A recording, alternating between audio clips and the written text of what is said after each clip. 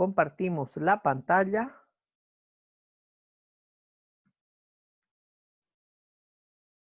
Y damos. Bien. Nosotros nos hemos quedado en. Antes de continuar con el lugar anatómico para medir los distintos pulsos, vamos a avanzar lo que es taquicardia.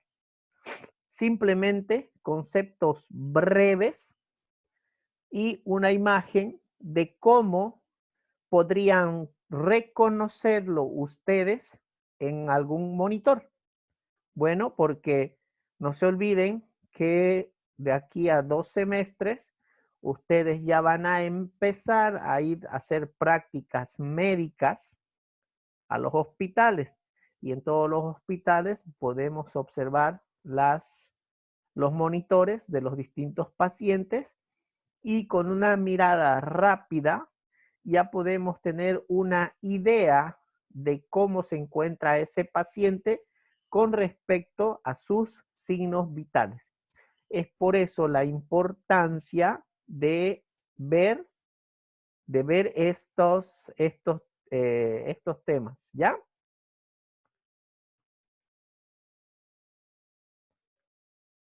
Bien, entonces tenemos la taquicardia, que son números de pulsaciones superiores a 100 latidos por minuto.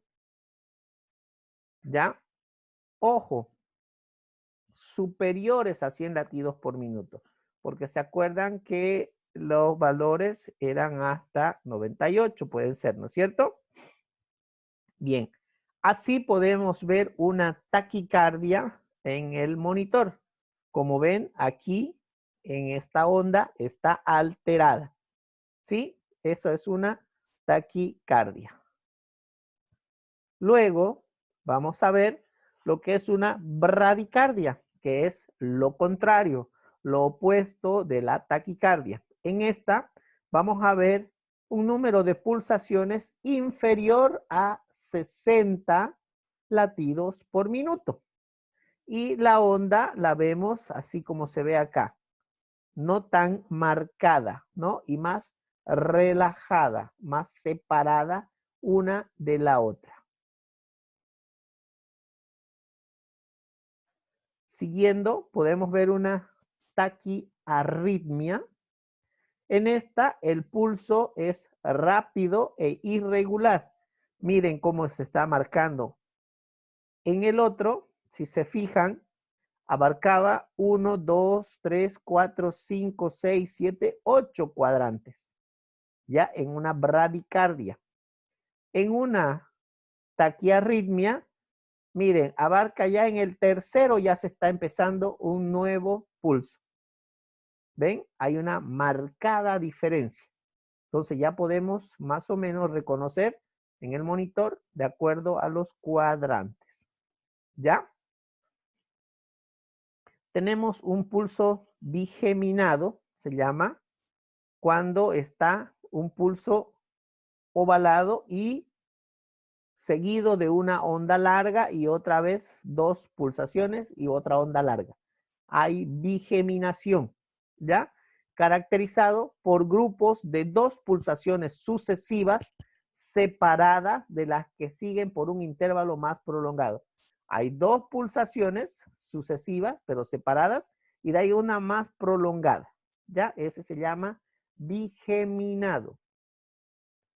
Todo esto es para su conocimiento general.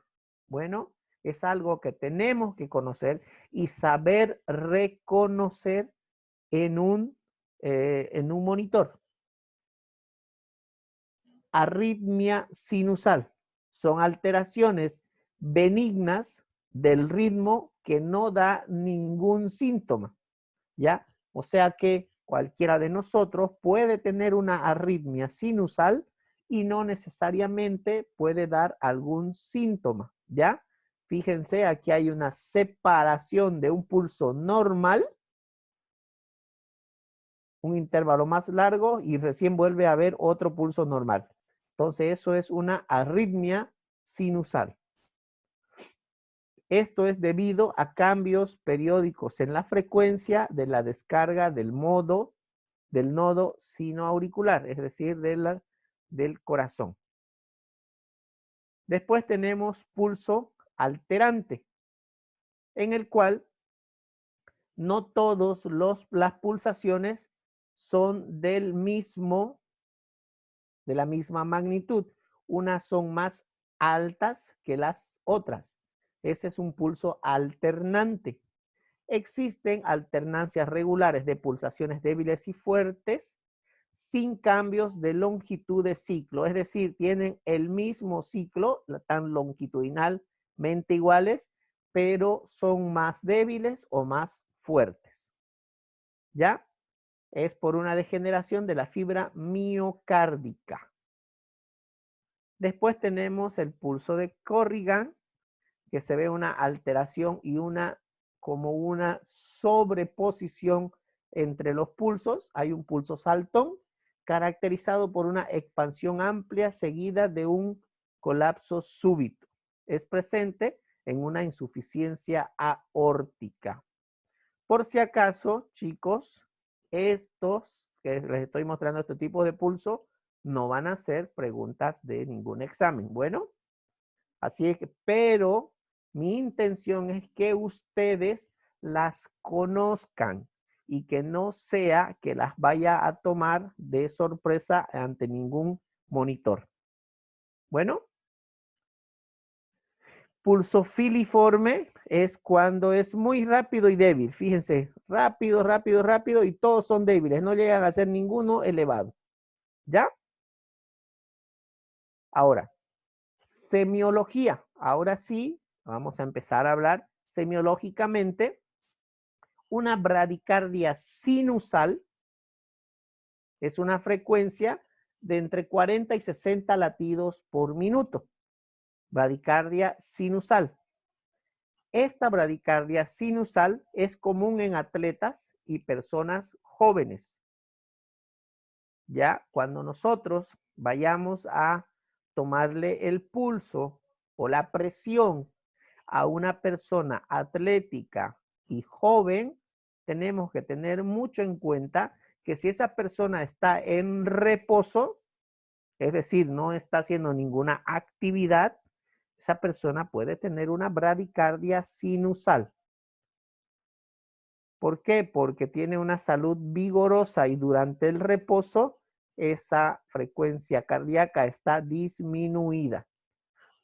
Eso es cuando es fisiológicamente normal, pero también puede estar presente en un hipotiroidismo, en una colestasis y también en una hipertensión endocraniana y otras muchas, pero esas son las más relevantes.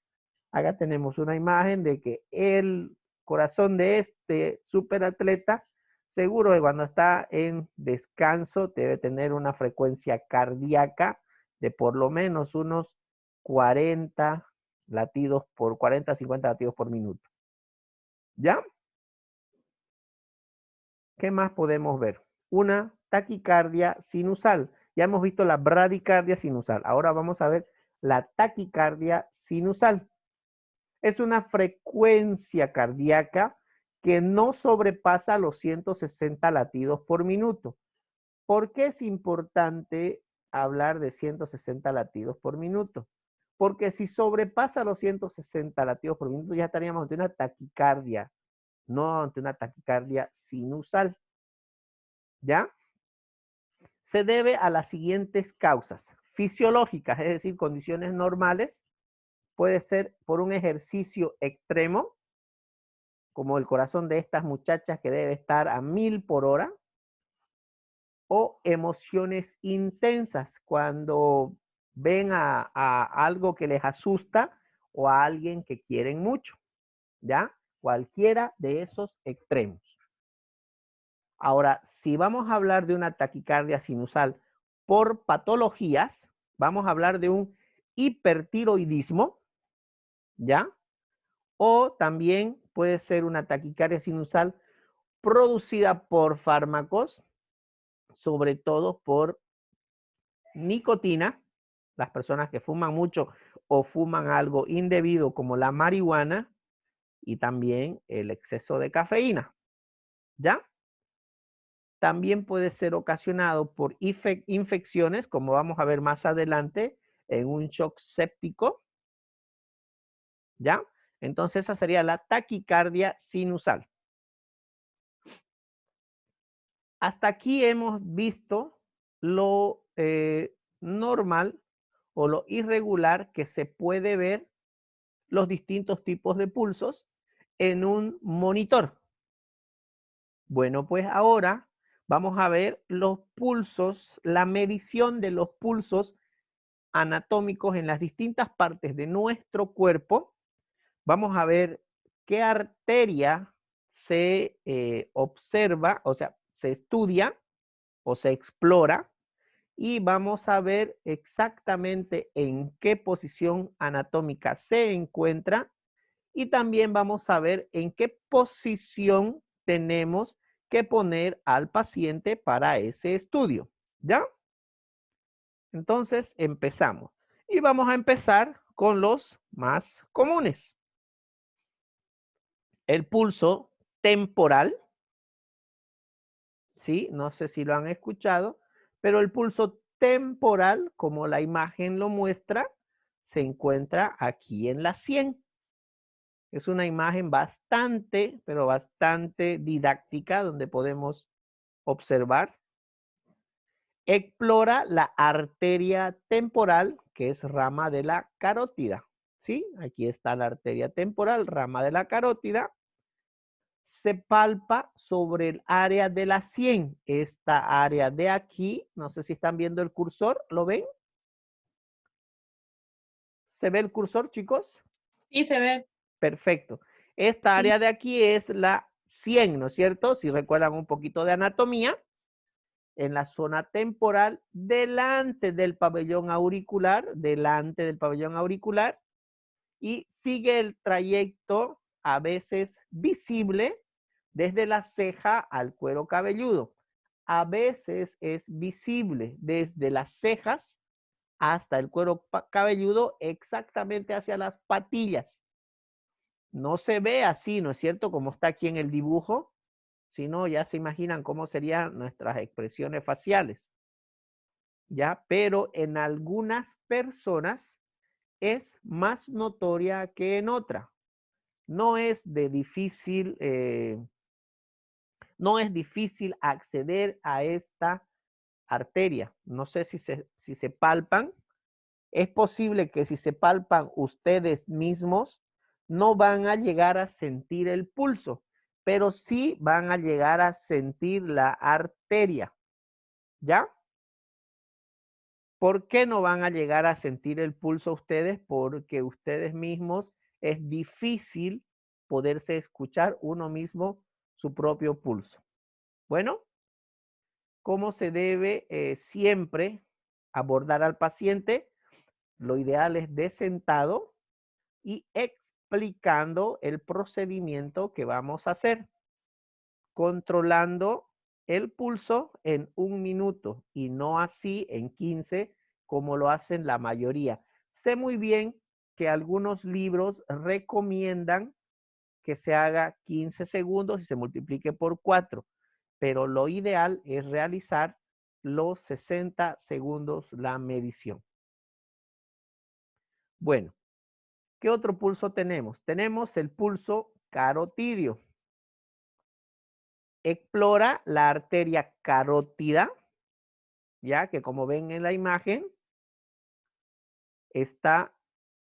se palpa sobre la parte anterior del músculo esternocleidomastoideo a la Doutor, altura. Sí, señor. eu tenho uma pergunta. A posição de los dedos tem que ser um por riba de outro? Acá?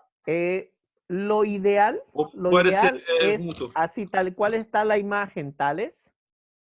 Assim? Exacto, así, no sobreponiendo, no sobreponiendo. así, juntos. Ah, listo. Ya. Juntos, solamente que la imagen no está bien notoria, pero siempre tiene que estar así, uno al lado del otro, no uno Ya. encima del otro.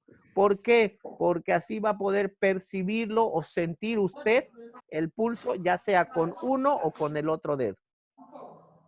Lo que estamos Ya, haciendo doctor. es aumentando nuestra zona de percepción. Podemos poner 3 dedos, podemos poner 4. Lo ideal es 2, simplemente porque es suficiente. ¿Ya? Ya, muchas Lo único que no gracias. hay que hacer es con el dedo pulgar, porque ya saben que el pulso de nuestro dedo pulgar es bastante fuerte y podemos confundir la pulsación nuestra con la de nuestro paciente. Bien, en la parte, en el triángulo carotídeo donde se significa la carótida externa e interna.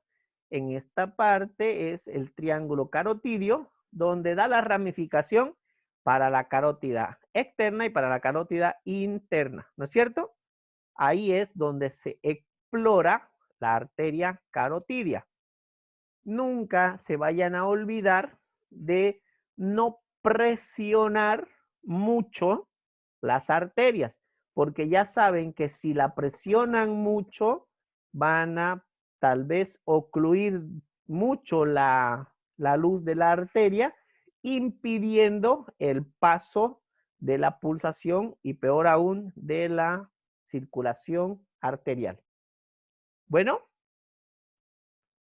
continuamos con el pulso axilar. ¿Dónde encontramos este pulso axilar? Pues en la axila, ¿no? No, ya. Se explora, para empezar, la arteria axilar. Como lo ven ahí en el dibujo, es la arteria principal de las extremidades superiores, lo que quiere decir que tenemos en la extremidad superior derecha y en la extremidad superior izquierda. ¿Sí? ¿Cuál es la que debemos tomar? Ya saben que tenemos que tomar, si es posible, ambas. ¿Para qué? Para hacer una comparación entre uno y otro pulso. ¿Ya? Se palpa la línea media axilar subyacente al húmero con el brazo en rotación externa. Aquí tenemos un pequeño dibujo que nos muestra cómo exactamente tenemos que poner al paciente.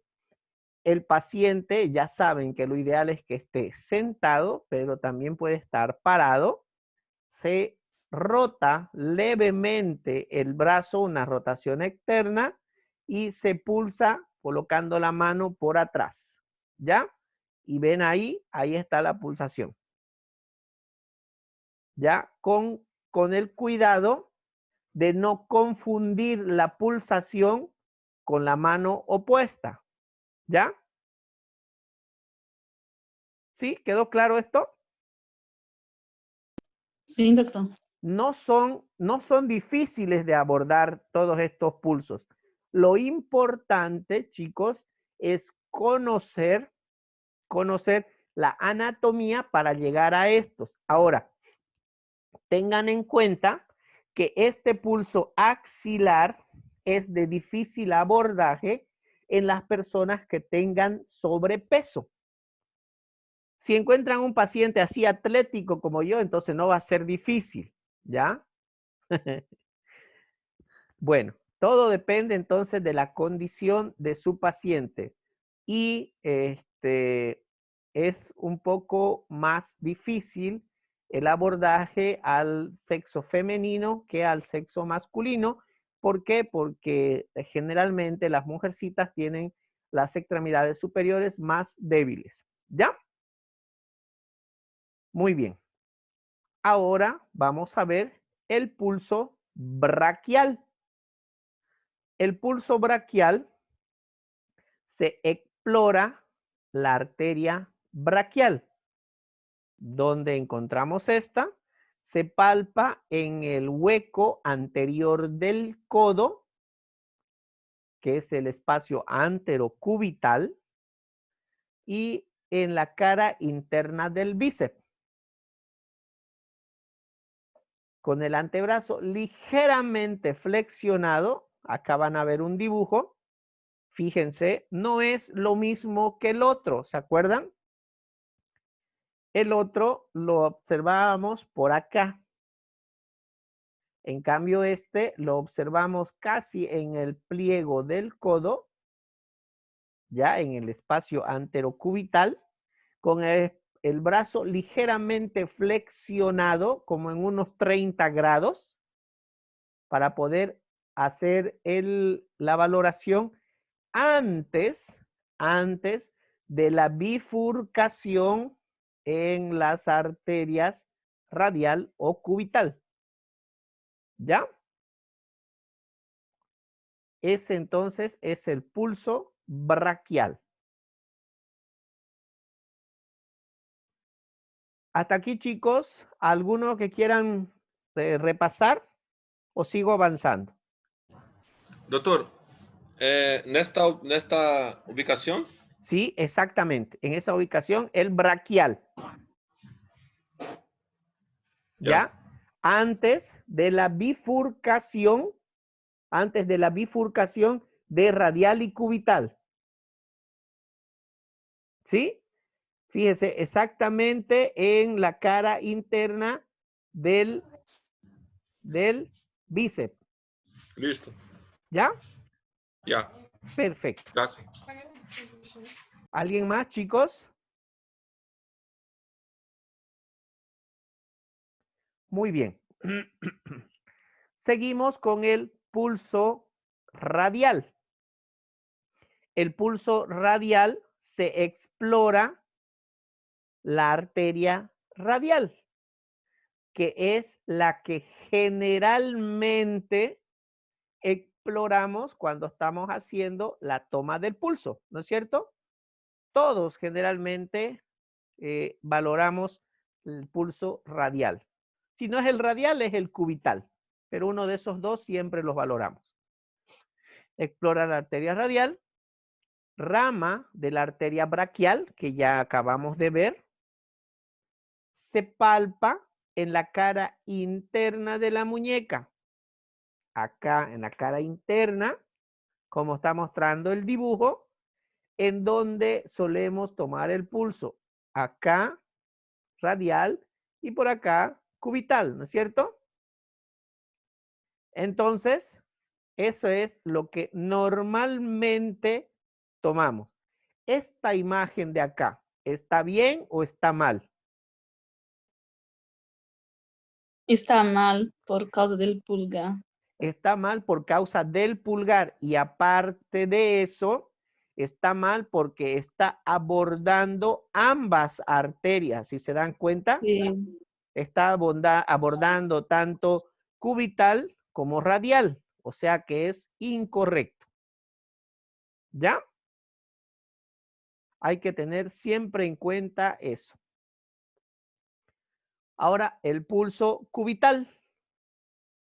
El pulso cubital se explora la arteria cubital, rama de la braquial, como ya hemos visto, se palpa en la cara externa de la muñeca, es más alejado ya de la muñeca, casi en la cara externa, y es también donde solemos tomar el pulso. Fíjense, habla de cara interna porque esta es la radial y cara externa porque está más próxima a la cara externa. Bueno, es por eso que habla de externa e interna. Entonces, radial y cubital.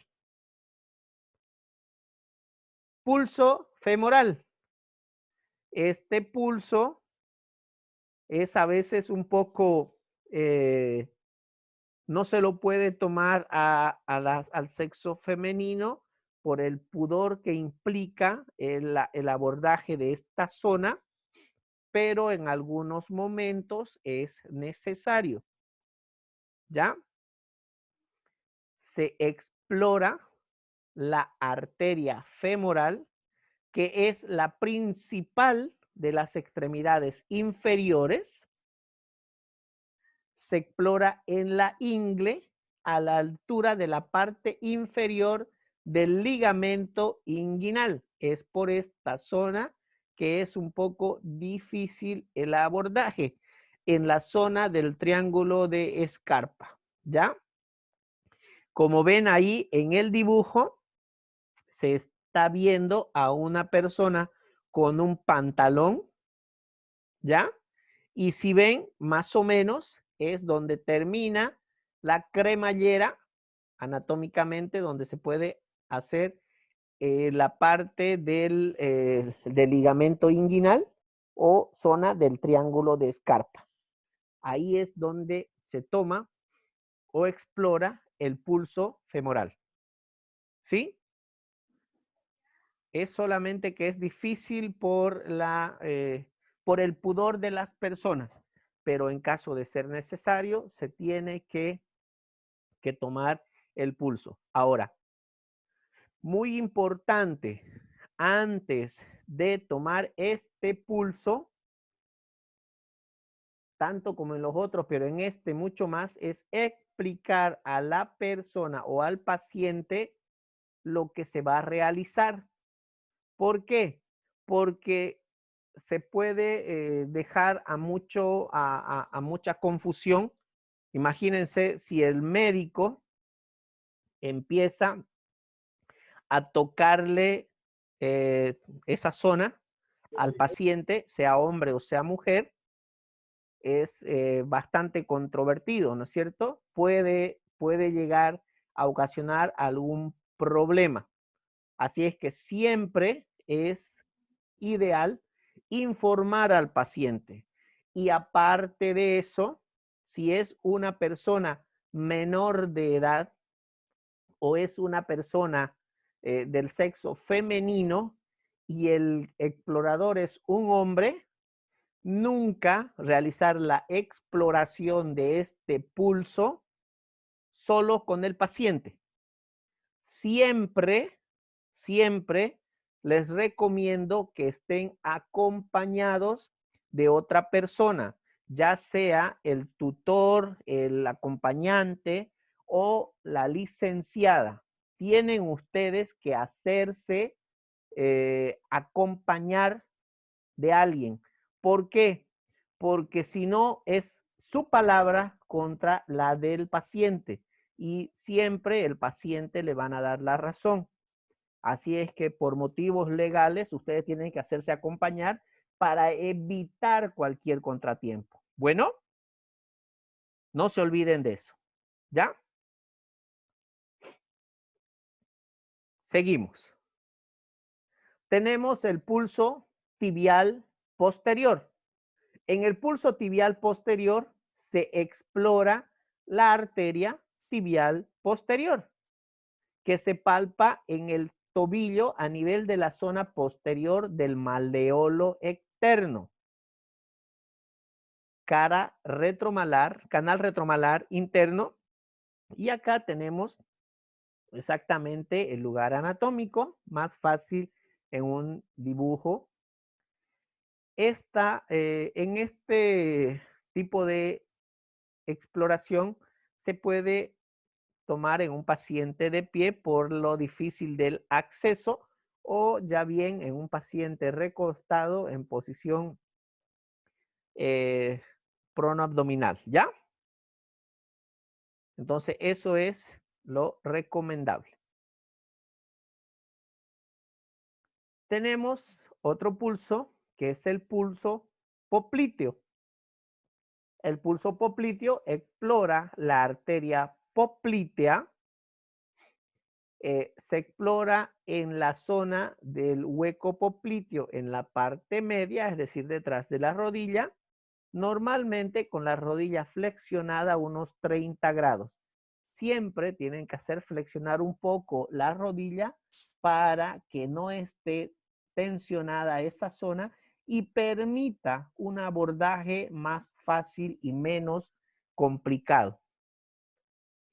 En posición de cúbito prono, ¿sí? Es decir, el paciente recostado sobre su abdomen. ¿Ya? Ahí tenemos uno que está haciendo el estudio de pie, pero como recomienda esto, lo ideal es decúbito prono. ¿Ya?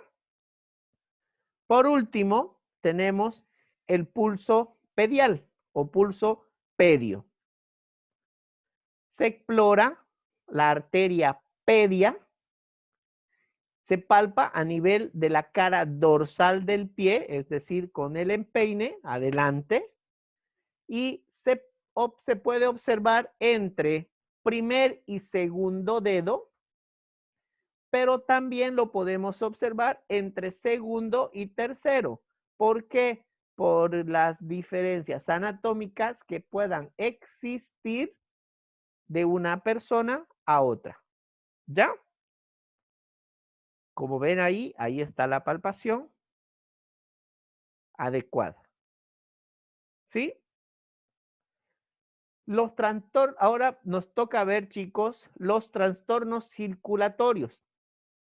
Los trastornos circulatorios son un conjunto de alteraciones que comprometen al corazón, los vasos sanguíneos, la volemia o la perfusión de sangre a órganos, tejidos y pueden comprometer la vida del animal, en este caso del Homo sapiens.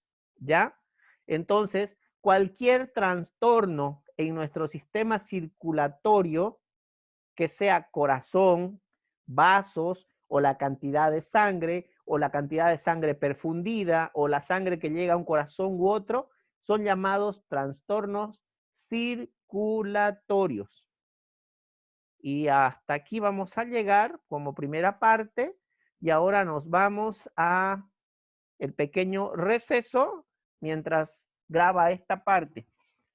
Les recomiendo algo, chicos, siempre